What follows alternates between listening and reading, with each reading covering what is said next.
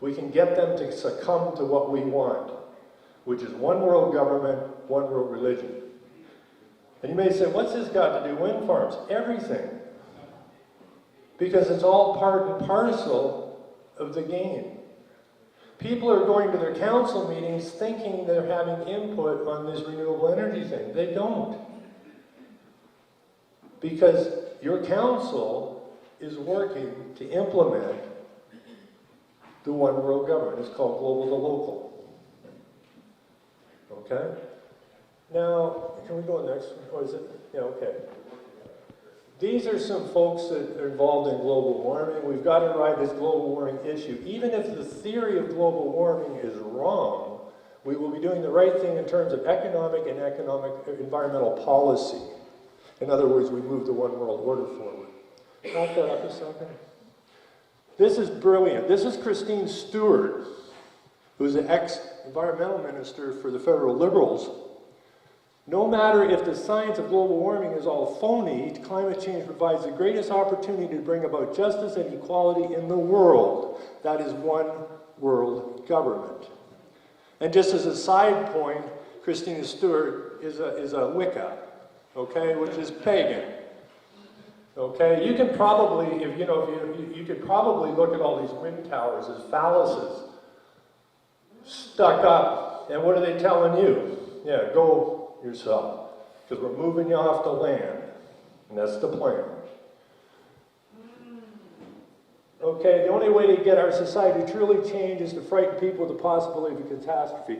I take that rather, I don't like that, because I have a nephew he's going into grade 9 I think now, but when he was in grade 7, when they were showing the video of Al Gore and Inconvenient Truth and that, all of a sudden, a lot of the kids in his school started to have sleeping problems. They're probably medicated now. Because what they did to those children was they told them that the world is going to end. That they have no future. And the worst part of it is the schools are teaching the children that it is your fault. The parents are at fault. The state is taking your children to bring them into the new world as your world disappears. Only their world, they won't have any right to water, they won't have any right to land. Okay, and it's our responsibility to look at these wind turbines for what they are. Okay? Yeah, please. We're on the verge of a global transformation. All we need is a right major crisis. That major crisis is global warming. Yeah. This here is a clip, the E8. Now, the E8 used to be the E7, which is the International Energy Commission. I'm sure most of the people in here have heard of Maurice Strong. Okay. When I was investigating this, when we were trying to stop some wind farms, and I'm not personally affected. I live in town. Soon to be referred to, or it is referred to now, maybe in the public soon. I don't live in the town of Kincardine. I live in the human settlement of Kincardine, is what it's referred to. So as they put the natives on the reserves, they're going to put you off the land into the human settlements. Anyways, this here, I just ran across this last night, and you will see on here, I don't know if you can read it or not, but we have Hydro-Quebec and Hydro-Ontario Power Generation. The E8 is United Nations, okay? The idea of what they're doing by privatizing our energy systems and that is, it's all about internationalization, so that no nation can provide for itself. We can't feed ourselves, we can't electrify ourselves, we can't deal with our water, okay? And that gives them power over us, way too much power. Anyways, when I was first looking into this, we were trying to stop a wind farm down in Kincardine, and I phoned down to the Environment Ministry, and I got talking to this lady by the name of Maria Legault, and most of these bureaucrats, you can kind of jab them hard enough, they'll start to lose it on you after a while, but this particular lady, didn't matter what, just smooth, right? I said, something's wrong with her, okay? Because you can't rattle her. So that she's got to be part of the problem. So I put in her name, put in Morris Strong, bingo, right? And Marie Legros, who was in charge of wind at the time through the Ministry of Energy, wrote the manual on the E7, which is the internationalization of energy, and here she is, head of our environment ministry, pushing the windmills under the guidance of Morris Strong, okay, who was the first guy that was brought in to destroy our hydro system. There's a whole, I mean, this goes, I mean, if you want to really understand how deep this is, I mean, I got 800 posts on my site, woodford.wordpress.com. You really need to go back to 206, start coming this direction, okay?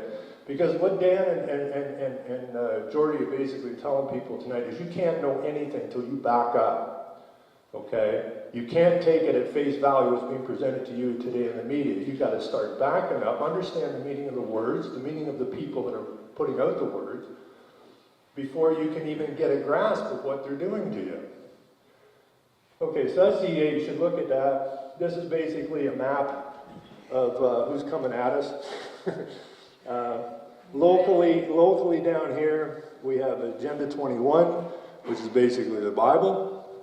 Okay, this Agenda 21, you need to know what it is, because it is the Bible that every single council in this province is pushing. It's the global to local. Global administered local, giving the power to the global. Okay? They are teaching kids now they're global citizens. They're not global citizens, they're Canadians. Okay? But they're doing this to work their minds over. Anyways, don't need to stay too long on that. This is Agenda 21. Learn it. It's the Earth Summit. You are guilty of sin. You hurt the earth. We're going to get rid of you. We're going to tax you into the ground. I mean, part of this deal, realistic, I mean, it's very simple. It's a good ploy.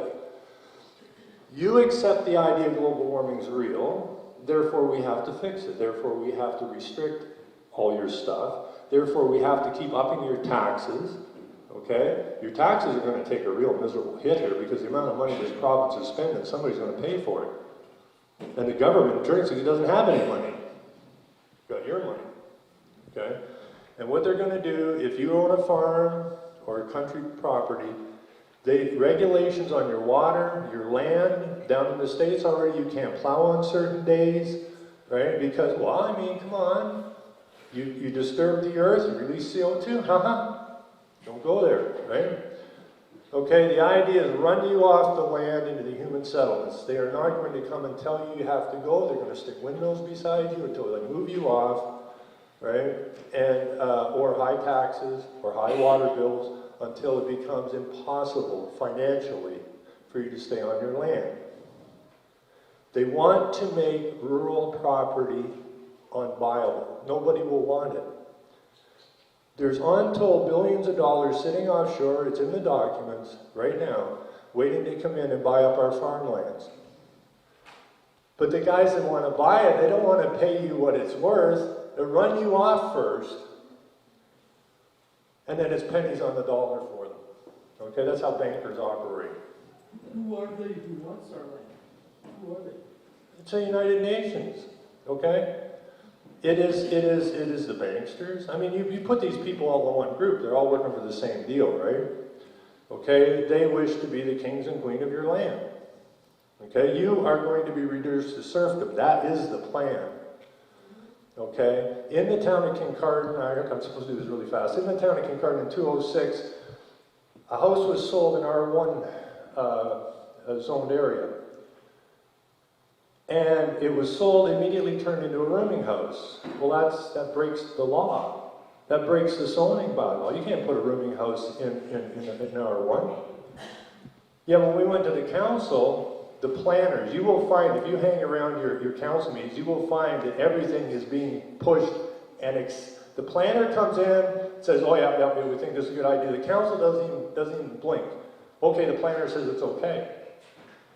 What are the planners pushing? Agenda 21. Okay, so basically what they've done in Kincardine, and it's going on all over this province, is they have destroyed the zoning bylaws. Because the plan is to move people out of the rural areas, not let the towns expand, and build high-density housing. And most of these little towns don't have enough land zoned for high density, therefore they destroy your property rights again. And if you put a rooming house or an apartment building beside your R1 house, goes your value. Okay? So we as a community and we as people have really got to sharpen up here because they want to take us down. Yeah. Well, we've been talking about that. I'll do that in a second. Effective execution of Agenda 21 reorientation of all human society on anything the world has ever experienced and a major shift in priorities of both governments, individuals, and an unprecedented redeployment of human and financial resources. This shift will demand that a concern for the environmental consequences of every human action be integrated into individual collective decision-making at every level. Doesn't sound that good. You know, it doesn't sound good for us at all. Regionalism must precede globalism. We foresee a seamless system of governance from local communities, individual states, regional unions, and up through the United Nations itself, i.e. the boss man. Yeah. Yeah, absolutely. Yeah. Private ownership of land is not compatible with socialism, communism, or global governance as described in the United Nations. Stalin, Hitler, Castro, Mayo all took steps to forcibly nationalize the land as the essential first step towards controlling their citizens.